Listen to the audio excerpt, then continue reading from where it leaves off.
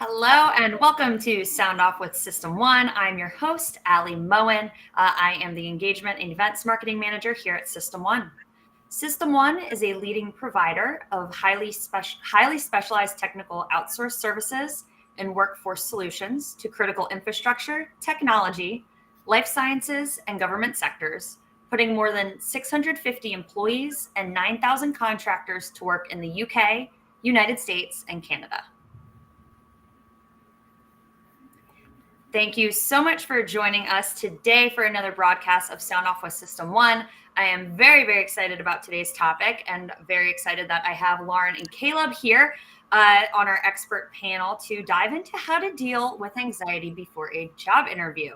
But first, we will go into some quick introductions. As you're joining us today, please hop into the comment section. We do have Rich and Karen from the marketing team. They will be monitoring and answering those questions. So let us know where you're joining from, what industry you're in, and if you have any specific questions you'd like to ask Lauren and Caleb today, anything relating to anxiety and job interviews. We'd love to be able to answer those for you. So as I said before, my name is Ali Moen. I'm one of the marketing managers here at System One. We are going to mix things up a little bit. Instead of just a fun fact, we are going to do a little pet introduction. So I don't know if anyone's pets will be popping into frame. Mine is sleeping right now, so I'll leave him be. But hopefully. He stays that way. I have a dog named Louie. He is a German Shepherd pit mix. My husband and I rescued him 3 years ago, and he'll be 3 this year. But he's very playful, very fun, about 55 pounds. So he's sleeping, coming back from the dog park today. So that's something we do to get out his energy every day, which is great, especially working from home. It's nice to have a tired puppy that sleeps. So now we'll throw it over to you, Lauren, for an introduction. You can introduce us to your furry friends and then share it with our viewers. Great. My name's Lauren. I am a recruiter here with System One, been on board for almost 2 years, and am on the nuclear energy team. And my furry friends, we have a 10-year-old German Shepherd. His name is Cooper, and he's an old man. And then we have a 5-year-old Great Dane, and he's a giant and a big goofy dog. And so we're trying, actually, this is, I guess, social media official now. We are looking for our next puppy. And my husband has made this statement. He said, "I will never not own a German Shepherd," but he's going to let me pick like every other puppy, I guess. There you go. German Shepherd's the dog that we want to get next, but we're holding off on that for now.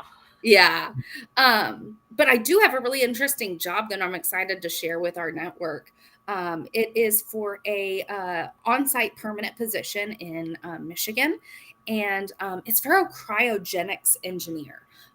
No, we're not doing like Han Solo freeze people. Are you sure? That would be No, not this time. No, this is interesting because it's somebody who has experience in liquid gas systems, water systems, specifically for this client who does sub-zero temperatures. So refrigeration systems at like 4 degrees Kelvin, and experience with that. Definitely targeting somebody with advanced degrees, and at least 5 to 10 years of experience is what we're wanting to see. And that's really, we really want to see that hands-on experience, not just academia there. So yeah, I'm excited to see what kind of resumes I can look at for this role. So awesome. You. So your hot job is a cool job for today. Oh, I love it. So Lauren's job information is being dropped into the comment section. You can search her job using that job ID number at our career portal at jobs.system1.com. And now we'll head down to you, Caleb, for an intro, talk about your pets, and then a hot job for our viewers. Well, hello, everyone. My name's Caleb Jordan. I live in the snowy state of Maine with my wife, our son, a cat named Eli, and 3 bunnies, Lawrence, Silky, and Raja. I work for Mountain Limited. We provide scope of work, engineering, and contingent staffing services to telecom providers throughout the US. As a market manager, I'm working directly with our clients to help them meet their business objectives, supporting everything from network planning to fiber installation. I wanted to highlight one of our outside plant engineer roles. This is based out of Portland, Oregon, can also be located in Vancouver, Washington. We're looking for an outside plant engineer who can really perform all aspects of field engineering, and that includes the design and layout of OSP facilities for both aerial and underground fiber networks. We're looking for someone who has experience with staking, composing field notes, preparing cut sheets and schematics, and acquiring permits and right-of-ways. Make sure to check out this job on Mountain Limited and System One's website using job code 92332. Awesome. Thank you so much, Caleb. So Caleb's job and Lauren's job is in the comment section. You can take a look at that information. You can search those jobs by their job ID numbers, as well as all of the other open opportunities with System One and with Mountain Limited on our career portal. And you can find that at jobs.systemone.com. And without further ado, it's time to dive into our topic for today. And that is going to be how to deal with anxiety before a job interview. I know I've experienced it myself. I'm sure Lauren, you and Caleb and a lot of our viewers have experienced anxiety leading up to a job interview. There's not a lot of people, I don't think, that don't get nervous before something as big and important as an interview. It can tie to a lot of different things, whether it's anxiety about picking the right outfit, making sure you're dressed appropriately to be able to put your best foot forward, whether it's making sure you're answering questions quote unquote perfectly, appropriately, or just really being worried about not getting the job offer once all is said and done. But a lot of times this anxiety does just mean that you really want to do well. So there are a lot of great tips out there to help deal with that anxiety and turn it into something positive leading into an interview. So we will throw it over to you to start us off, Lauren, with some tips for our viewers. Yeah. So this is definitely a super relevant topic for me. I struggled with anxiety, and it's interesting because I think it's important for you to recognize kind of your anxiety and how that comes out, and maybe certain things that trigger your anxiety. Obviously, a job interview is something that is highly anxious, especially for people who already struggle. So, ultimately your anxiety is trying to protect you from something. For a job interview, 99% of the time, that is a fear of rejection. So you're trying to protect yourself from being rejected for this job. And that's totally valid. But I think it's important to realize that that's so common. So many people, even high-level executives, CEOs, entrepreneurs, all levels of people in the workforce experience anxiety, maybe even in the form of like imposter syndrome. Those are really widely dealt with issues. And so I want, first of all, everybody to know that that's normal. A lot of people struggle with anxiety, and I think a good way to kind of not feel so isolated in your struggles is to do your research, like reach out to some podcasts or groups on social media to kind of motivate you and give you, better information and examples of ways that you can allow the anxiety not to affect your performance. And ultimately, anxiety wants you to, kind of freeze and not do anything.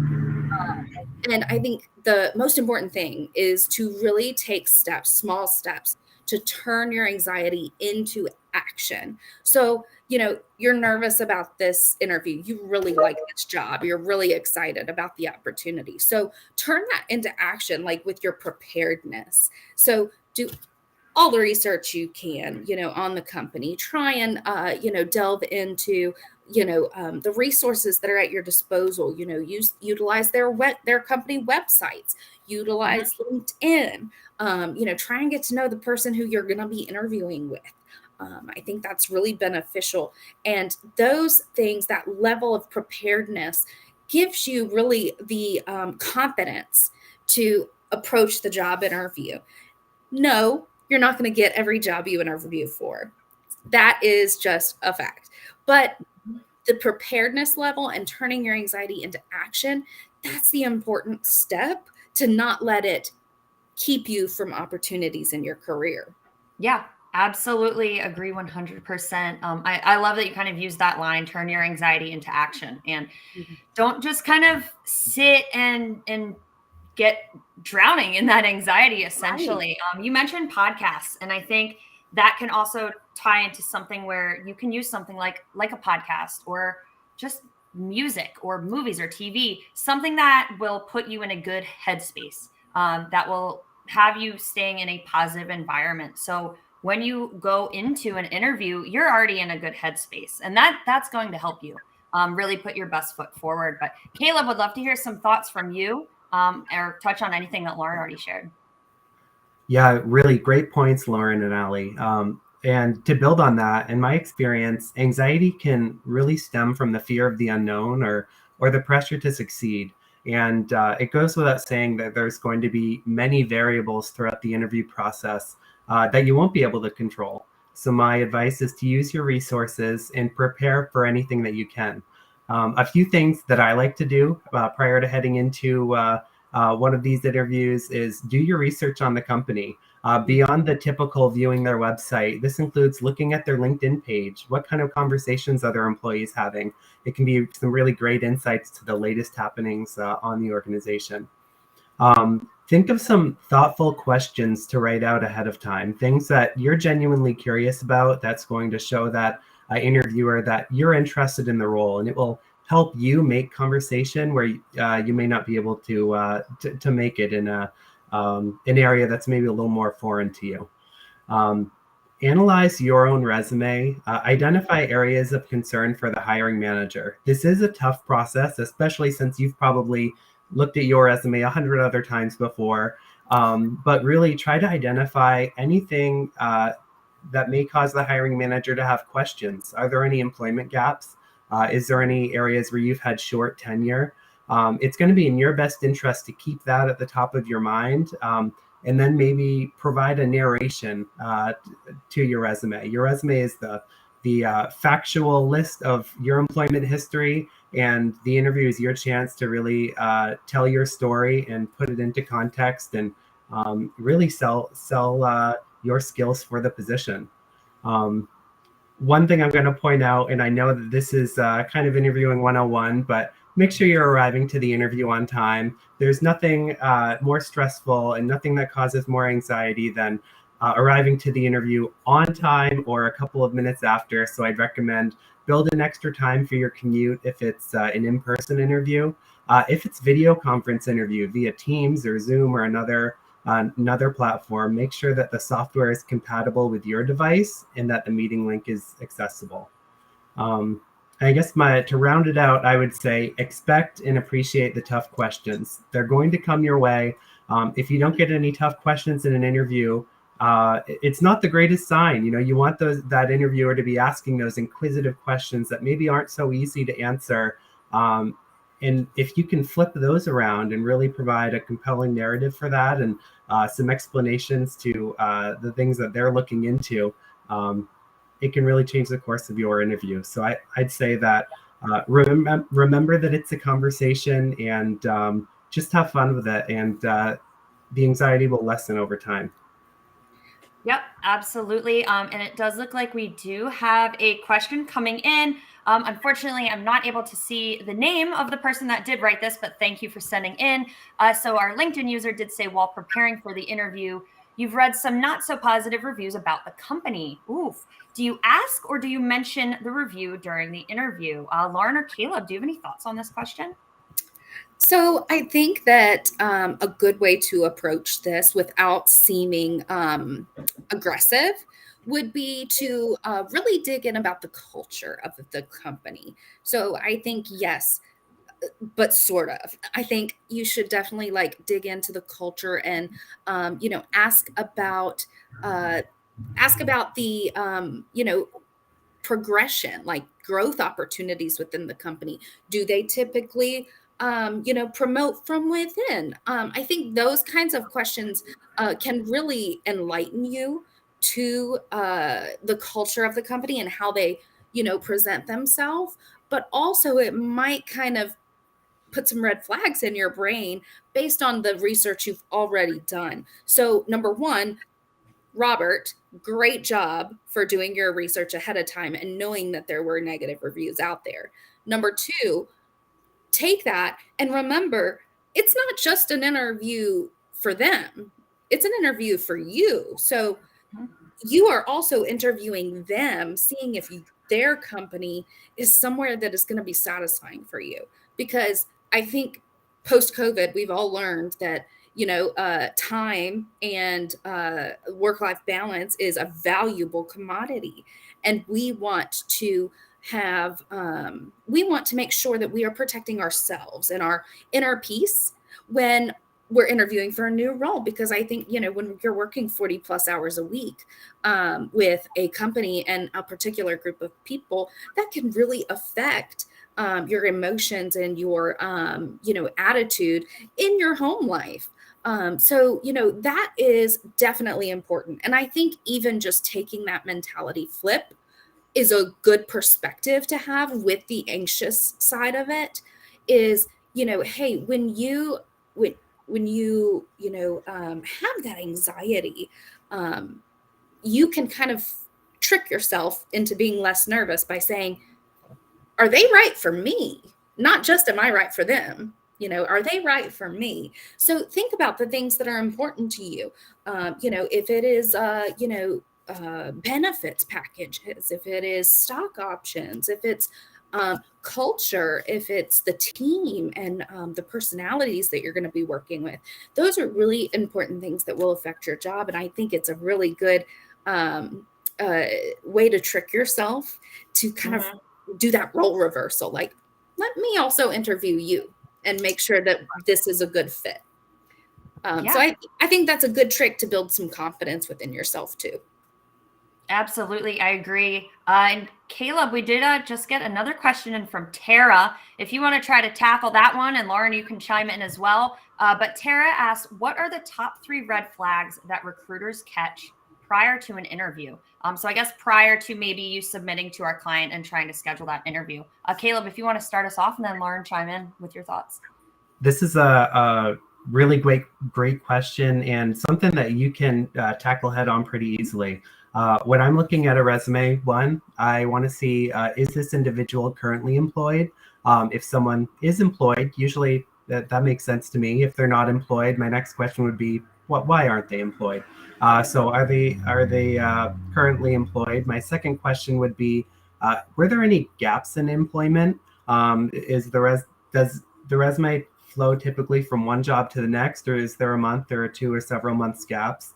And the third would be, are there any short-term assignments? So maybe multiple jobs that ended in less than a year. And these aren't things, the term red flag is hard to take, because I think everyone has their own story and everyone has their own unique career path.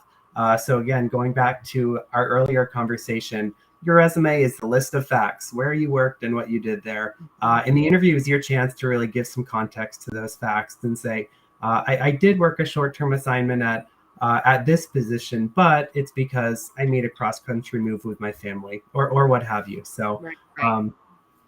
Yeah, that's how I'd answer that question. Yeah, I think kind of to piggyback off of that, Caleb, and relate it back to kind of, anxiety is, I think that the anxiety fuels us and tells us that we have to answer everything perfectly, and we have to have a perfect answer for, those tough things. Like maybe you do have a resume gap of employment. And I think there is a really kind of freeing within your mind of being willing to be honest and vulnerable. So, say you lost a parent, you lost a spouse, be open about those things. If you were sick and you really needed to take care of yourself, be open about those things. I think that we have learned that we're all human, and to really kind of focus on extending, empathy when you have the option. I definitely want to touch on the red flags as well. One of the things that is a red flag for me, and this might not necessarily be like a resume, but something like that I find in conversation with my candidates, is if you are trying to get into an industry that you like, my roles are so technical that makes it tricky for me.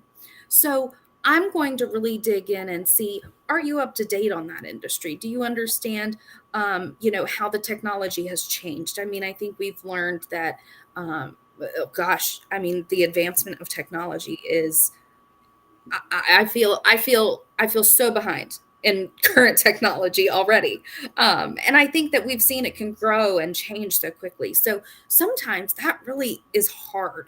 If you previously were in an industry you enjoyed and you're trying to like get back into it, that's hard if it's been 5 years, 10 years, 15 years. That technology is not going to be as transferable. So when I have that, that's a red flag for me, because I want to dive in and make sure that you've done your due diligence to get back in this industry, because I can't help you be up to date with those things. And then I do want to touch on Deja's question, and pivoting in your career. I definitely, want to preface by saying, do not eliminate yourself from something. If you have a job description and you meet 60 to 70% of what they're looking for, apply, because you're hesitating when you meet 60 to 70% of it.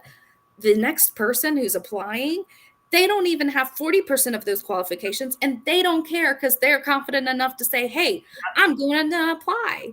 So I think stop talking yourself out of applying for a job that you are interested in. Even if it is in something different, even if you are pivoting in your career, don't eliminate yourself, because sometimes the qualifications aren't that important. Sometimes it's more about personality fit within the team. Sometimes it's more important about how you're going to relate to the customers. So I think that that's a really good opportunity to give yourself a chance to try something new. And that's going to build your confidence in answering those hard questions. So yep, absolutely. Yeah. And Caleb, would love to have you chime in. We are going to respond to just one more question that we did just pop up on our screen there. And that's, how does a 6-month gap look in a resume for a recent college grad? Caleb, any thoughts on that? Hello, looks like Louis posed that question. Thank you. I think that, in the spirit of telling your story, that makes sense to me as a recruiter. A lot of individuals aren't working in their industry of choice prior to receiving their degree. And really, you're just starting your career adventure. So if I see as someone has taken the time and dedication to go through school and complete their degree, and now they're pursuing a career in their industry of choice, I think that's perfectly acceptable. And again, it's just you framing that in your own context, and really selling your skills for the position that you're applying for. Yep, absolutely. And Lauren, any final thoughts on that as well?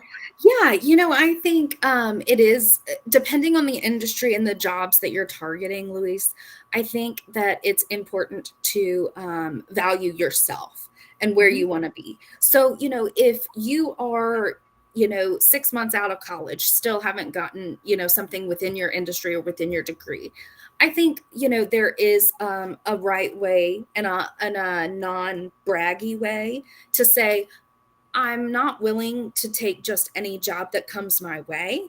I really want, this is where I'm interested in. This is my passion, and I'm going to value that for myself. That's fine. And that's respectable. And so I think, like Caleb said, it's more about like figuring out how to tell your story, what motivates you, what's going to make you really excited about a job. That's what we want to communicate to the companies that we're representing. Yep, absolutely. But that is the time that we have for today. I do want to thank everyone that asked a question in the comments. Our expert panel, I know I'm kind of speaking on behalf of Lauren and Caleb and all of our other guests that we do have on Sound Off with us. but we love being able to answer those questions that you do have. Make sure that we're giving you the best information that's really going to be beneficial in helping you move forward as a job seeker. So thank you for that. This was a fantastic discussion. I'm sure we could go on and talk about more tips to help deal with your anxiety for an interview. So maybe we'll have to run this through again sometime this year and throw in some new tips for our viewers. But thank you to everyone who tuned in today. Please remember to follow System 1 on LinkedIn and subscribe to our YouTube channel. We share a lot of great resume and interview tips, leadership insights, success stories, and you can find all of our past Sound Off with System 1 broadcasts on our YouTube channel as well. So be sure to check that out. Tune in next Thursday at 2 p.m. where my co-host, Karen Callahan, will be joined by System 1 Vice President, Christine Hunter. They will be discussing project controls in critical infrastructure. So very exciting. Thanks so much again for tuning in, and we'll see you next week.